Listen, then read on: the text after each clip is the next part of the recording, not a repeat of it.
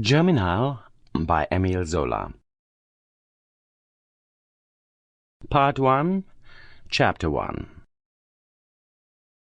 Over the open plain, beneath a starless sky as dark and thick as ink, a man walked alone along the highway from ëtienne to ensue, a straight paved road, 10 kilometers in length, intersecting the beetroot fields. He could not even see the black soil before him, and only felt the immense flat horizon by the gusts of March wind, squalls as strong as on the sea, and frozen from sweeping leagues of marsh and naked earth. No tree could be seen against the sky, and the road unrolled as straight as a pier in the midst of the blinding spray of darkness. The man had set out from ëtienne about 2 o'clock. He walked with long strides, shivering beneath his worn cotton jacket and corduroy breeches.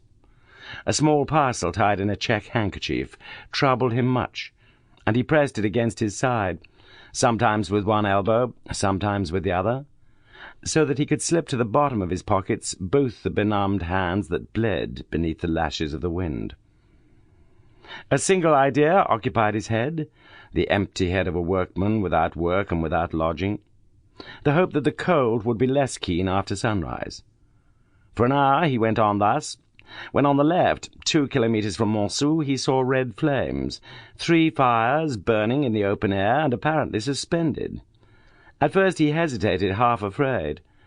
Then he could not resist the painful need to warm his hands for a moment. The steep road led downwards, and everything disappeared. The man saw on his right a paling, a wall of coarse planks shutting in a line of rails, while a grassy slope rose on the left, surmounted by confused gables, a vision of a village with low uniform roofs. He went on some 200 paces. Suddenly, at a bend in the road, the fires reappeared close to him, though he could not understand how they burnt so high in the dead sky, like smoky moons. But on the level soil another sight had struck him.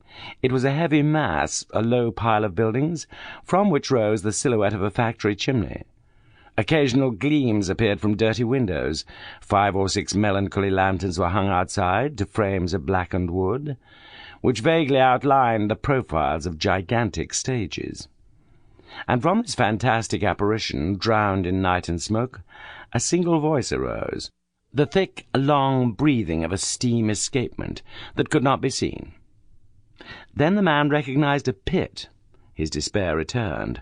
What was the good? There would be no work.